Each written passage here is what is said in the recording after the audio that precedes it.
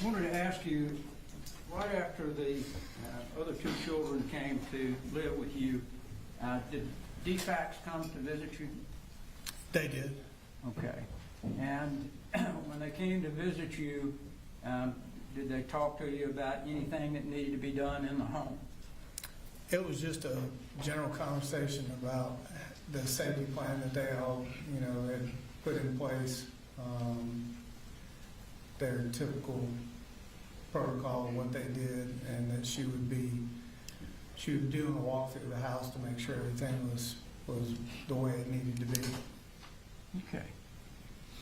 Did they ever come back and visit you again after that one case? They did.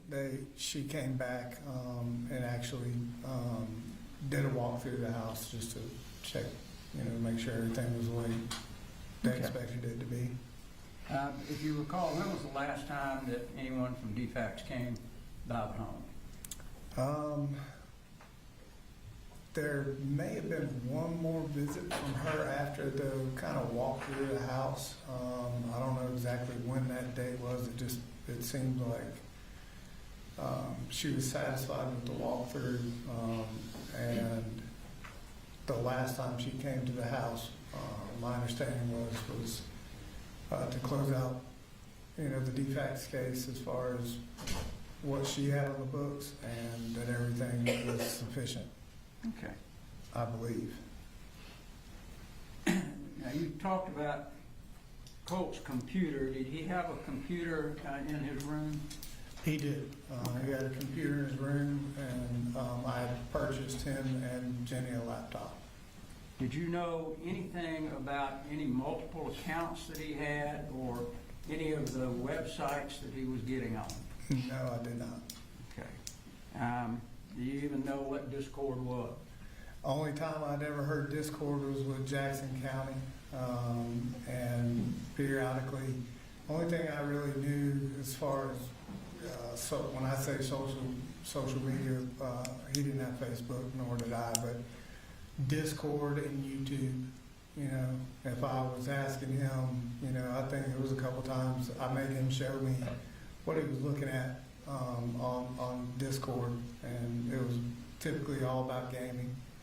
And YouTube, he was just doing some, typical kid searches. Did you ever see any communication that he had with any of the people on what we would consider the dark web? No, sir.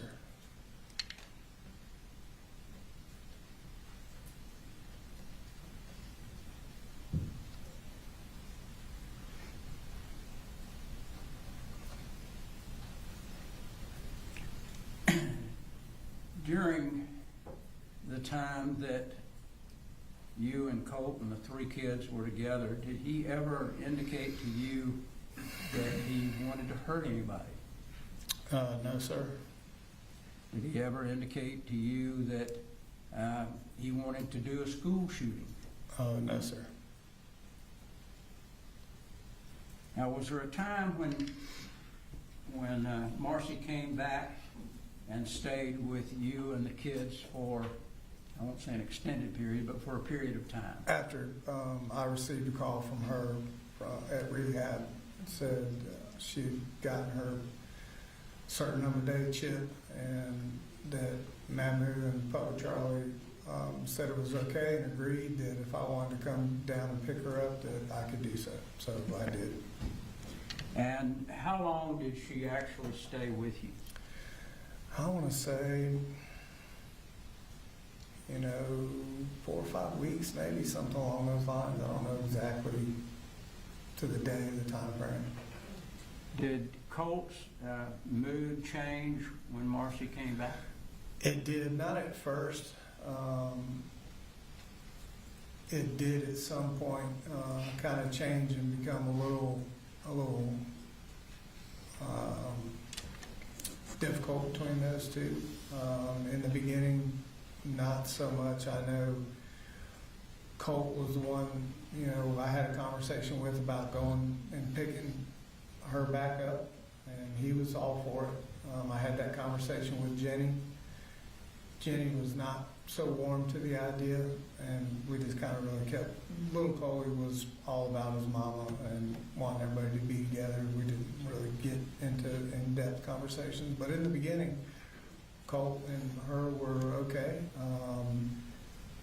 I don't know what or when it started to change, but it just became a little more argumentative, I would say. Okay.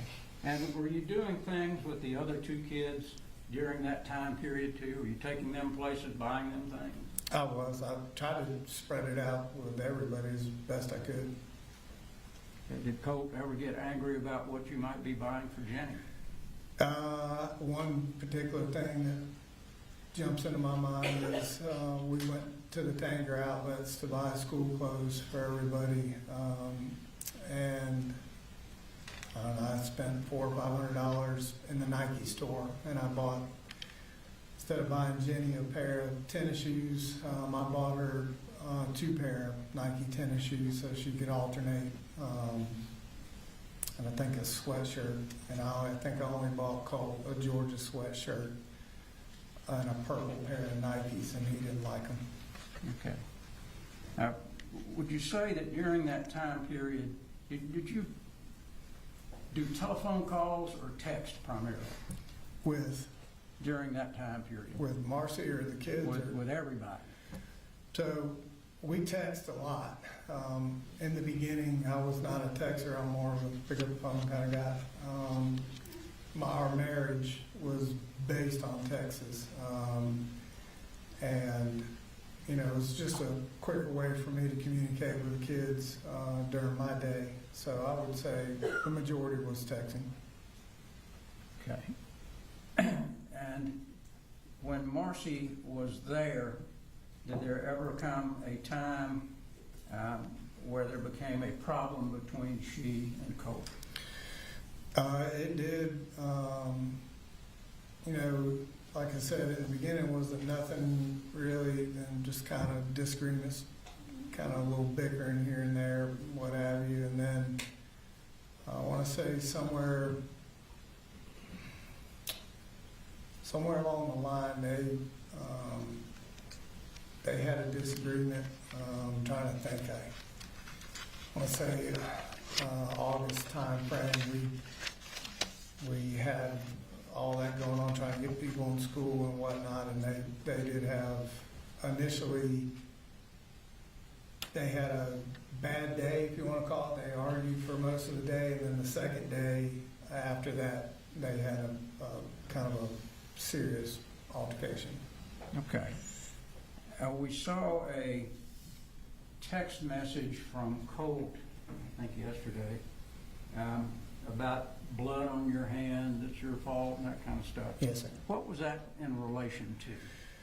So, the way that I had taken it, and I think Colt and I talked about this afterwards, was there was a disagreement initially about him going to school, and I was siding with his mama like this is what we needed to do kind of thing, and he didn't agree with me taking sides kind of thing, and he always kind of held that card about Marcy gonna, you know, saying she's gonna kill him and kill me.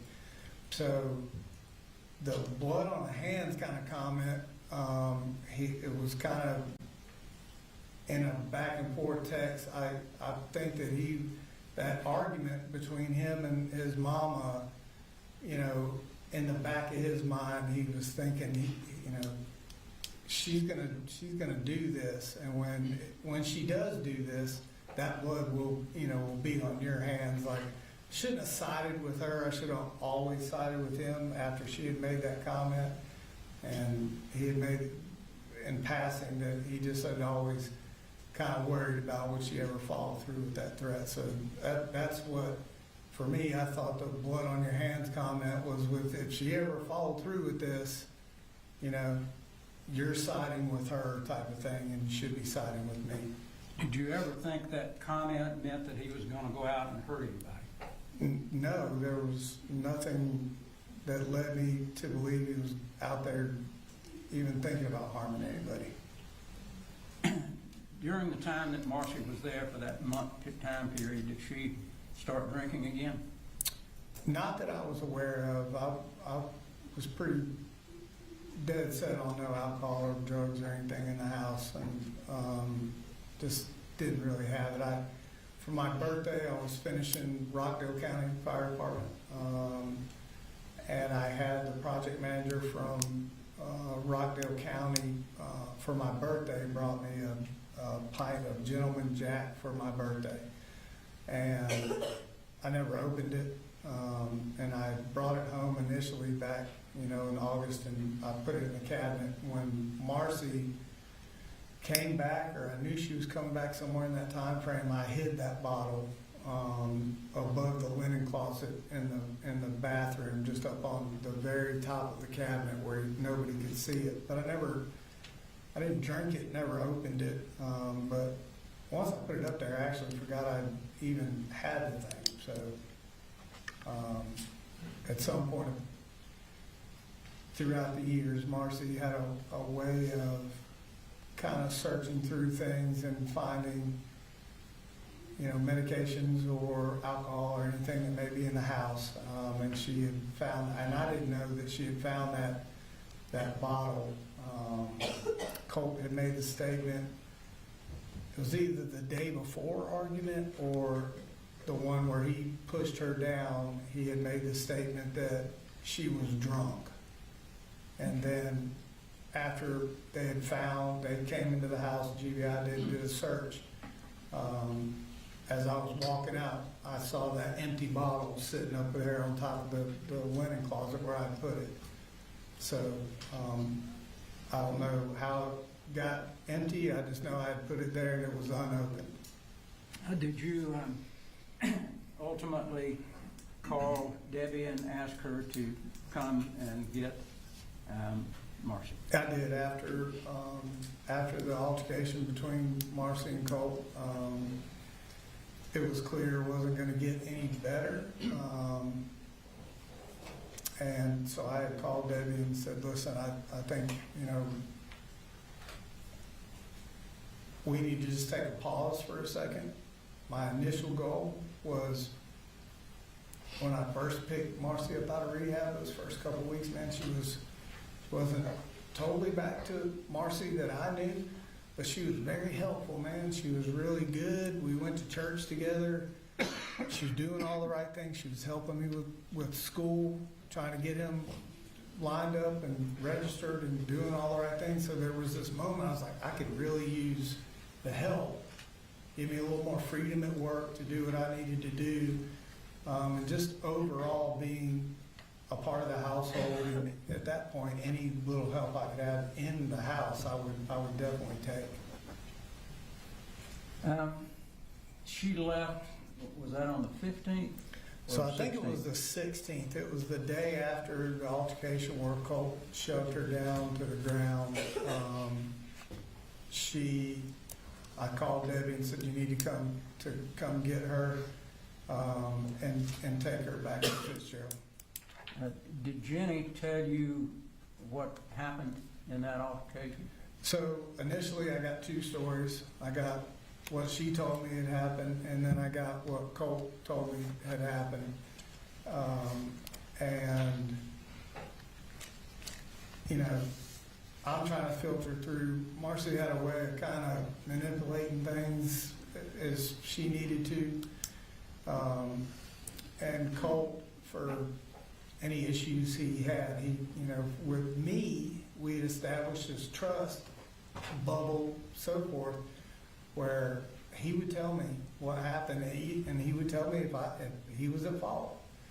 So there were two stories I was trying to navigate which one based on the information I had, and I talked to Jenny, and I'm like, what do you know?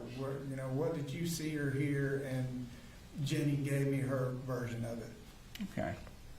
I want to show you. Hang on.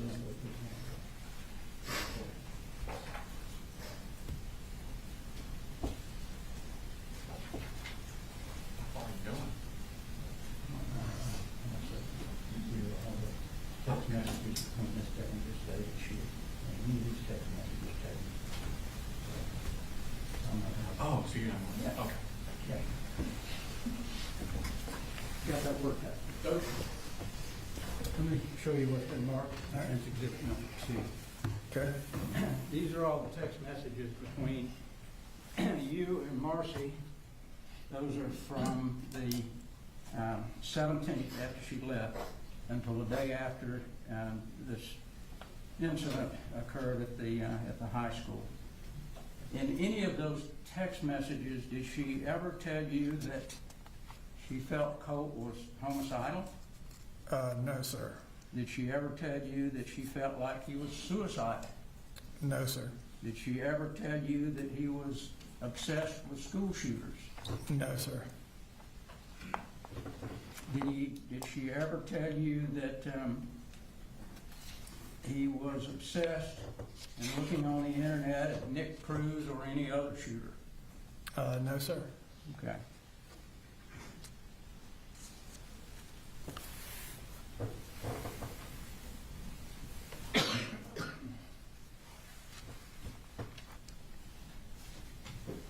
Now, during the time that you had the children, did you try to be as positive with them as you could?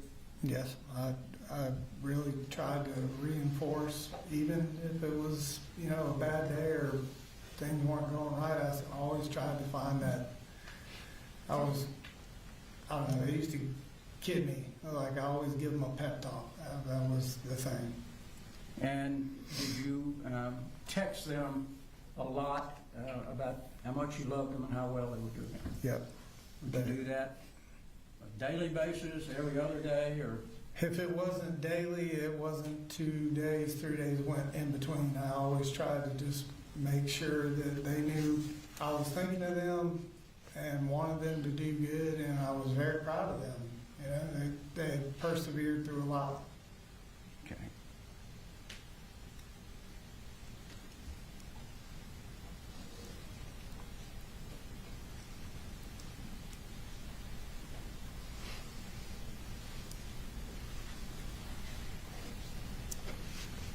Let's talk about we'll try to get through this before lunchtime.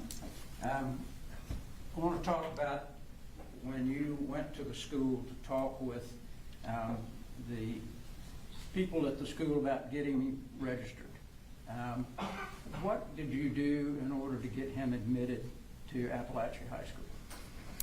So originally, when we reached out, we had talked with the registrar and kind of explained what we were trying to do here. And I had started that conversation with her. I'm like, listen, not to get into all this with her, but he had missed a significant time of 8th grade. And I wanted to ask her, initially, was there a way that we could just have Colt retake the 8th grade? I felt it would be better for him and help him just kind of be more ready, if you will, for high school and not come out of the gates behind in 9th grade. And she at that point told me that her comment was, we just push them through it. I remember was what she said. She said, we don't necessarily fail any child, that we just push him through to the next grade and they try to help him along, catch up, during the next year or, first semester or so. And I said, well, okay. She said, well, let me do this. She said, I will work on a schedule for him that had part 8th grade curriculum in it to kind of help catch him up during that first semester and sprinkle in some 9th grade classes, kind of a hybrid of both in middle and in high school. And hopefully by the end of the first semester that he would be caught back up and be current with all the other kids in 9th grade. So that was the initial conversation with getting him registered for school. She said, this is going to take me some time to be able to build this schedule so he's not going to start with everybody else. And I said, okay, well, when will he start? She said, You're probably looking at him starting a couple of weeks later than the rest of the classes and kids.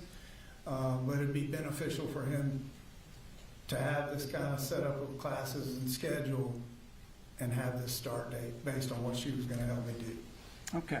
And is that the reason that there's a gap between the first day of school and when Colt was supposed to Correct. start? Yeah, correct. Okay. She was tailoring the schedule to help kind of catch him up from 8th and in that first semester, bring him through 9th and get started. And by the end of the first semester, he might not be right there, but he would be close. Okay. And do you recall the first day that Colt went to school? So I think it was that 14th, 15th, 16th, somewhere in there. I don't have it in front of me, so. All right. And Whatever the day she had said, this is it, this is the day he's starting, I want to say it's the 16th, but without it in front of me, I can't tell you that's exactly. fine if you don't remember. Yeah, that was the day.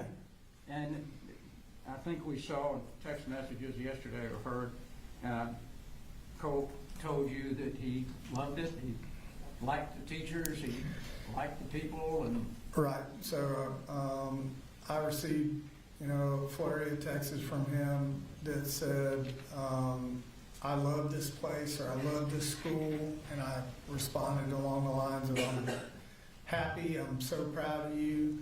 He said, I love the kids here, everybody's so mature. okay. And did there come a time when you had conversations with Lisa Butler? I did. Colt and I met with Lisa Butler. I'll know the exact time frame there. It was in the beginning of school, meeting with her, and I expressed to Lisa Butler that, Colt had been through a lot of things. He had a lot of challenges, and I think in that conversation with her, I want to say I used the word he'd been diagnosed, and that was the wrong choice of words. Talking to her, what I was trying to explain to her is that there were a lot of scenarios, a lot of things that he had been through on many different levels, not, without coming out and saying that what his own mother had said about doing to him. I didn't, I was kind of new at the whole being the parent, dealing with the school kind of thing, so I was kind of struggling with how to articulate that to her, all of his struggles. But we did meet, kind of went through what Colt was, how he acted, and what our hopes were for him. Did you tell her that you thought he suffered from anxiety and depression? I did. I told her that it was more stress, I believe is what I told her, and the anxiety was fear-based, that he wasn't stand in the middle of a crowd, look at me kind of kid. He was very reserved, and that I felt like he was, we were all struggling with the comments that his mom had made. Okay. Did you ever say to Marcy that Colt was a piece of crap kid? No, sir, I don't remember saying that to Marcy. Would you ever say that to Marcy about Colt? Being a piece of crap? Yeah. No, sir.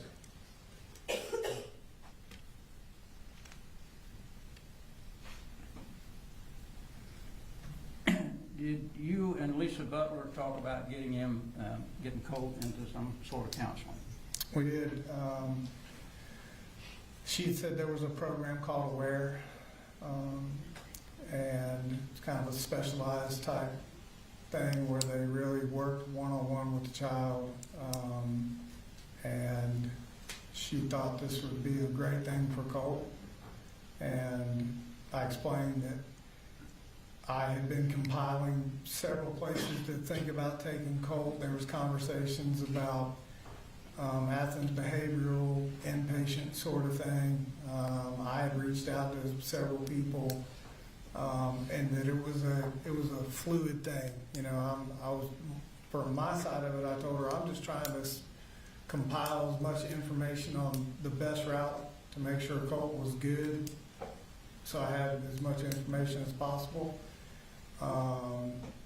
Did you rely on the people at the school to be able to tell you this really would be the better option for you?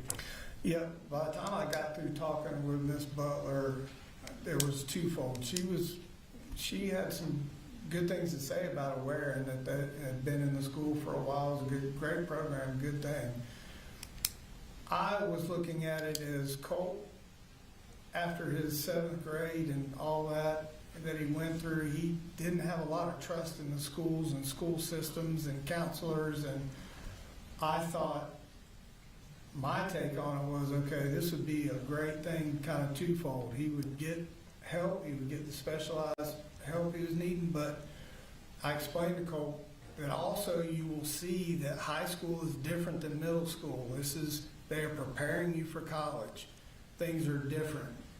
But it also, I was hoping Colt would see it as he could believe and trust in his counselors and the school system, and that they actually had their, for lack of a better term, their arms around him. They really cared about his well-being and wanted to help him, and that he would be doing these things at the school. So it wasn't like he would have to be out of school, going to different places. It was all in the same house, if you will.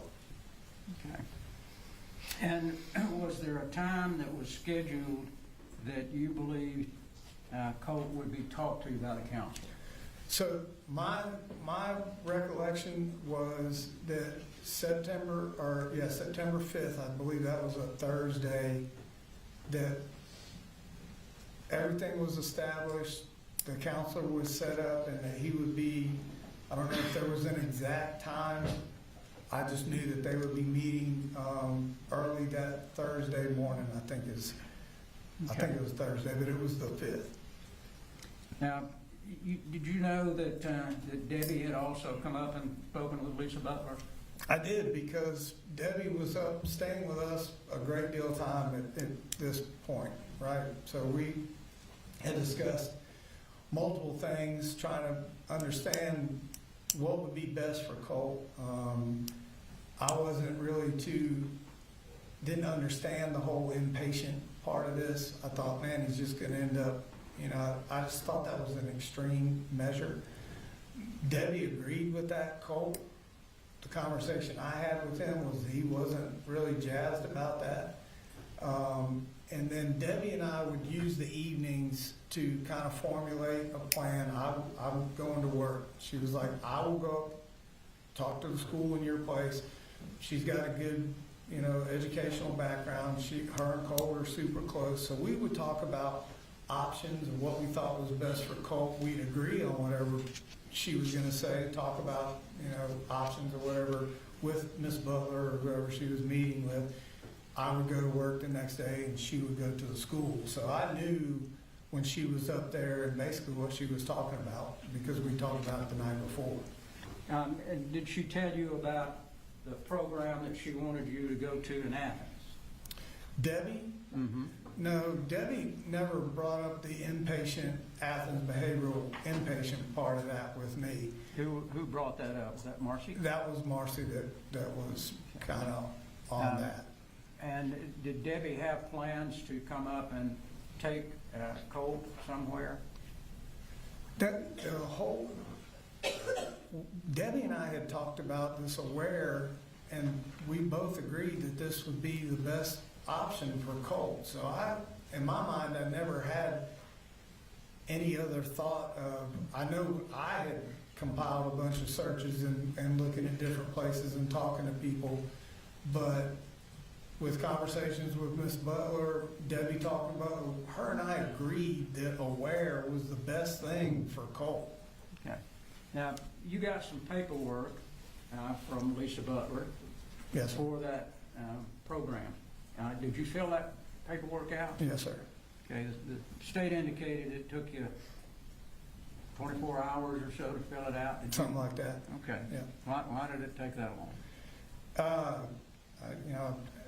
I had to work full time.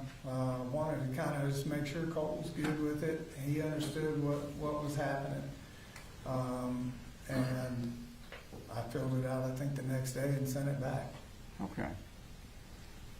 Now, was there conversations between you and Marcy about coming, she was gonna come up on Saturday before this incident took place?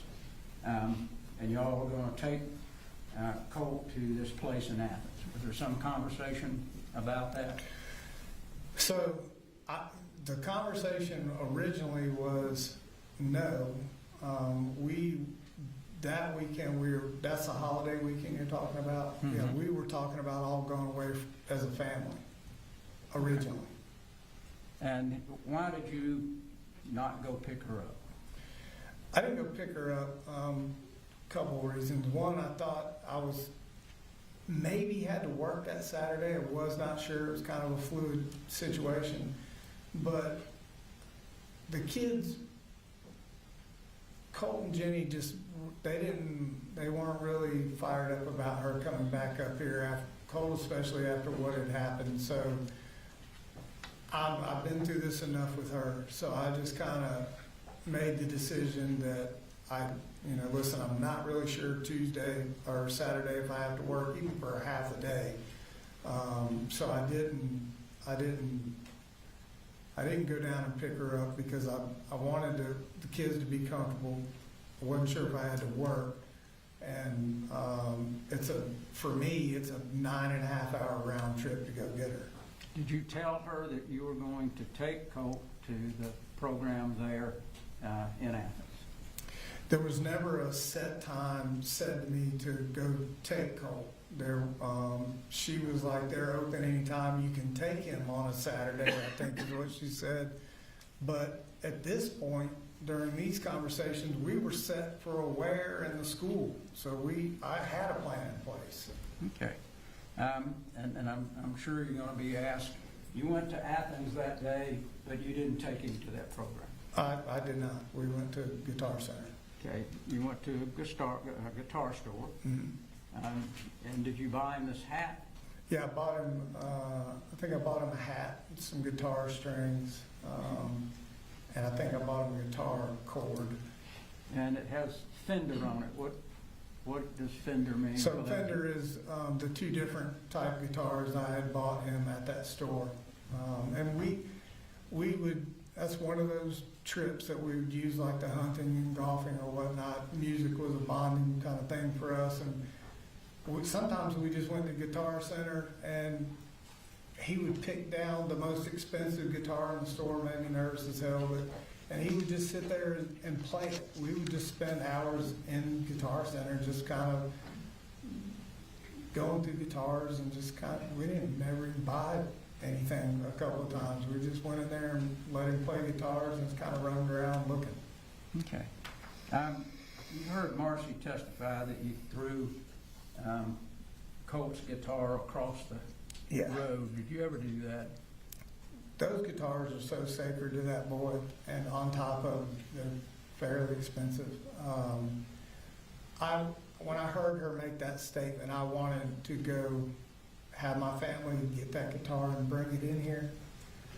There's not a scratch on that thing. I don't care what kind of disagreement I'm having with him or her. I would never do that. It was a kind of a very sacred thing between him and I, and we shared a lot of time over guitar. So throwing that thing would not be an option. Okay.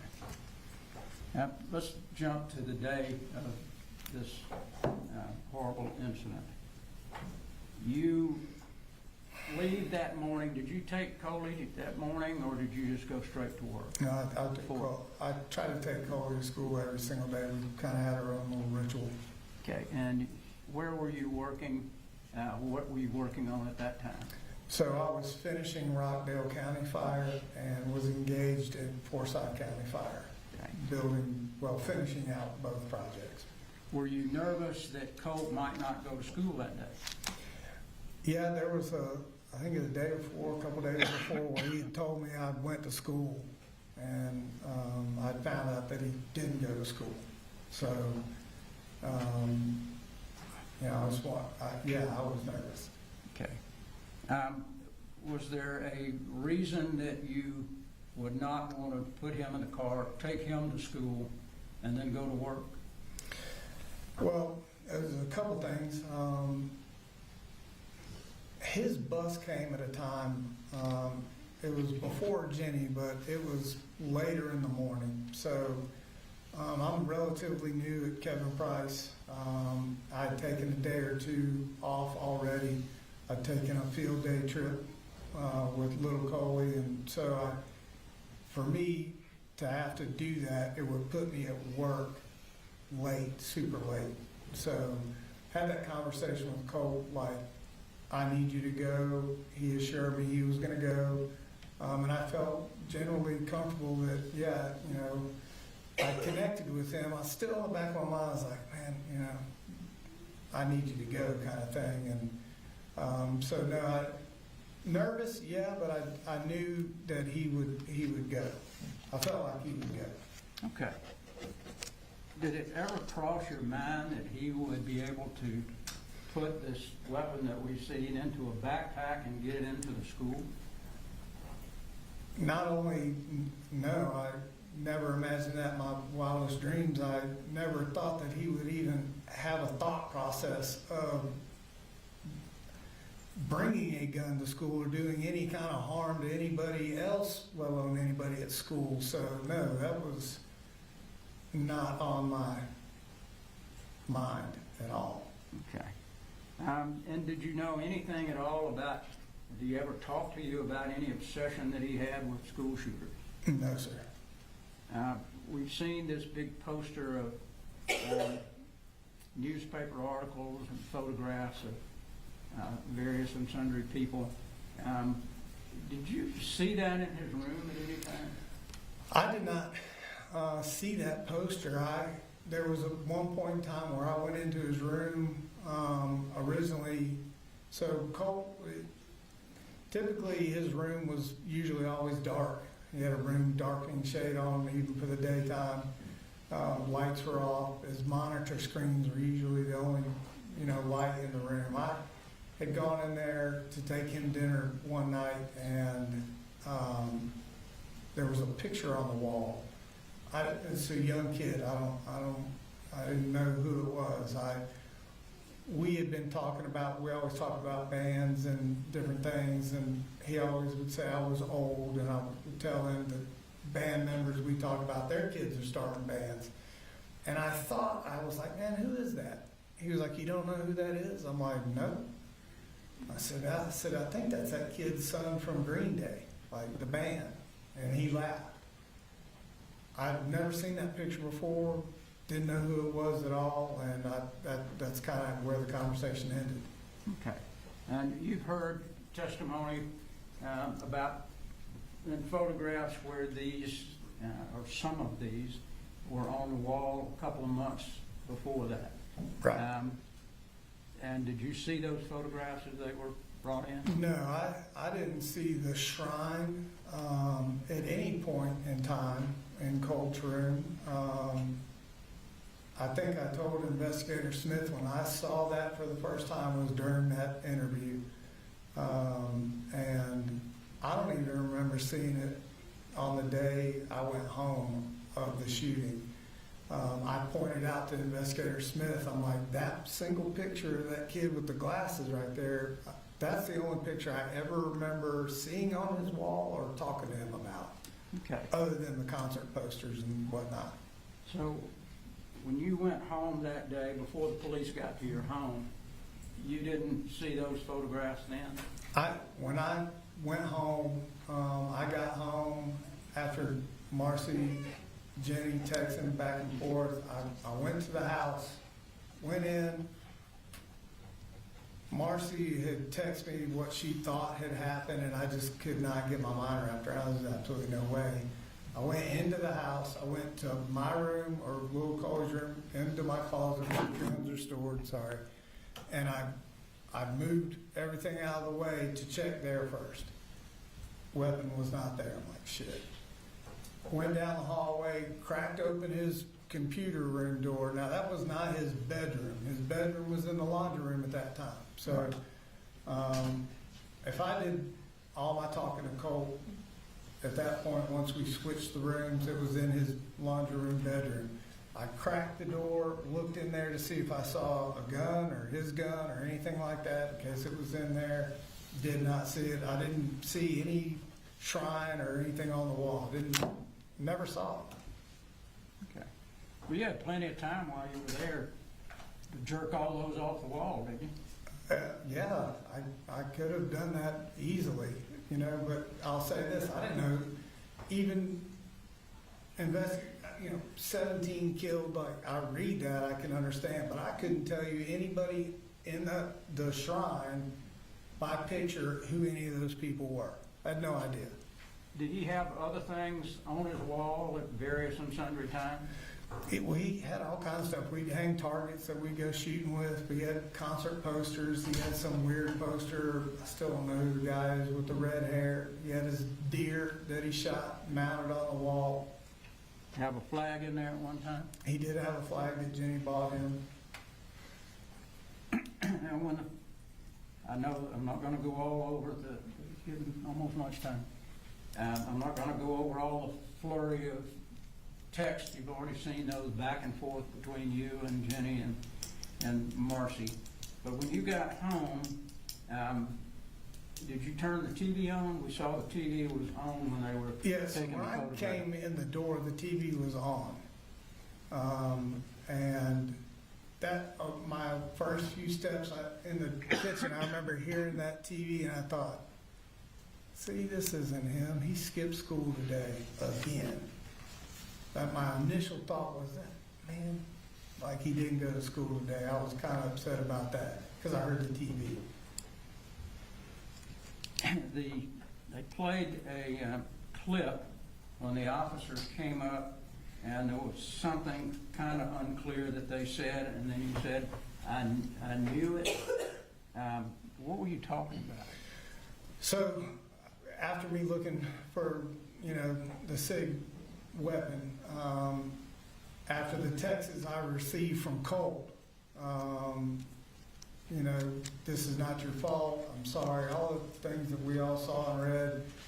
Marcy's kind of phone call to me is the first time anybody had ever said to me anything about school shootings. And I remember her saying, he talked to me all the time about school shootings, and she was crying, and I'm like,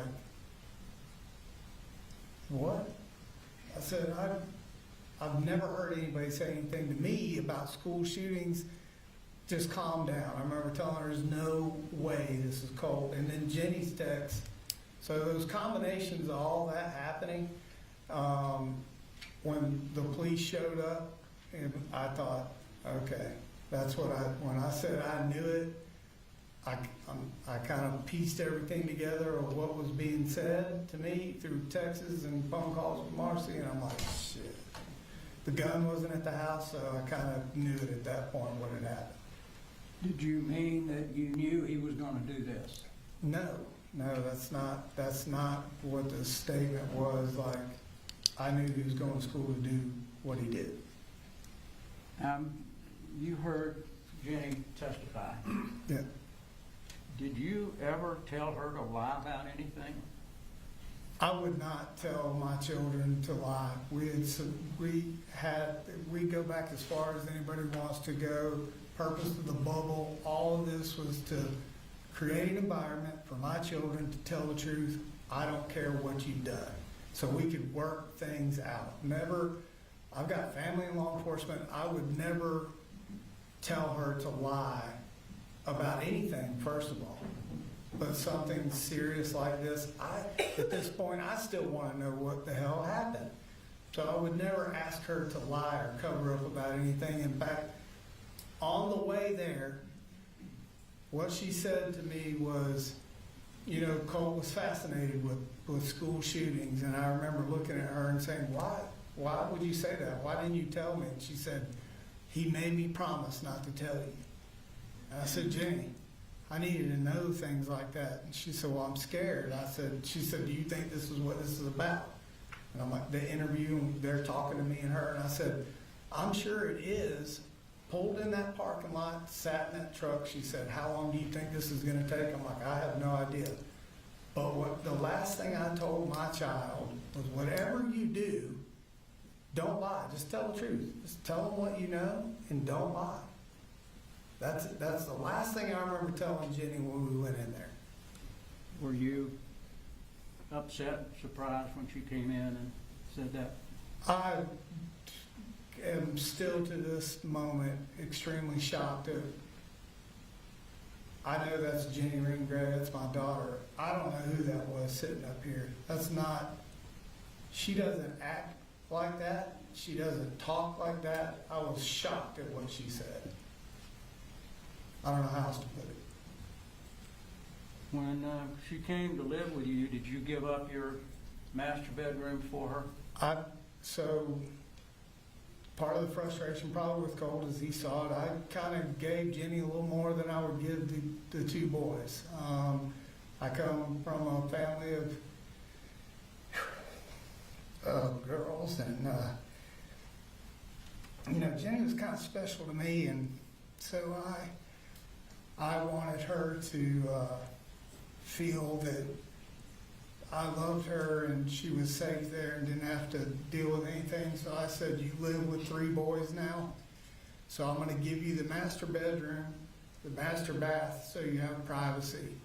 I heard and listened and been around sisters my whole life, so I know she was reaching that age, and I wanted her to have that privacy, to not have to deal with Colt and all of us. So I made sure she had her own space in there to do whatever she needed to do. So yes, I did. And did you and Jenny ever argue? Did y'all have any problems? No, Jenny and I, was kind of a shocking thing to hear her talk about. Colt didn't really go, but Jenny and Coley and I, it's rare, if at all, that we miss church. Our Sunday was go to church. She's a big reader. I would take them to Barnes & Noble right across from Athens Church, spend money on books for her, spend the day there.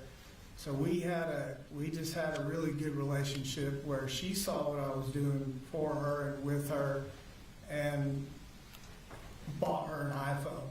I didn't buy anybody else an iPhone. I had to save a little bit longer. She was very patient and waited. But I just tried to do extra things. So Jenny and I really never had a riff, and I could talk to her about things and she could talk to me about things. Jenny was wise beyond her years.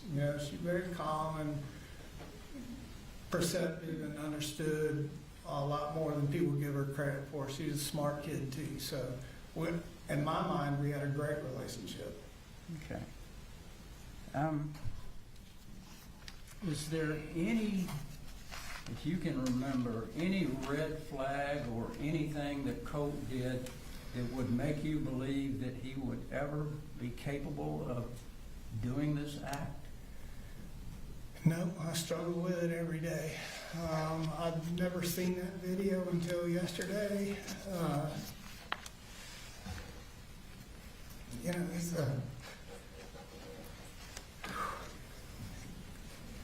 He's a good kid.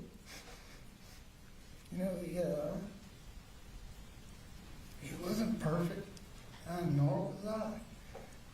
But to do something that heinous, like I don't know if anybody could ever see that kind of evil.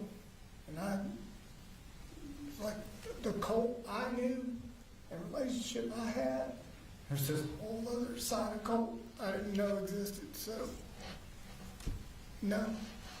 Was everything you did for Colt, did you try to placate him and try to make him okay?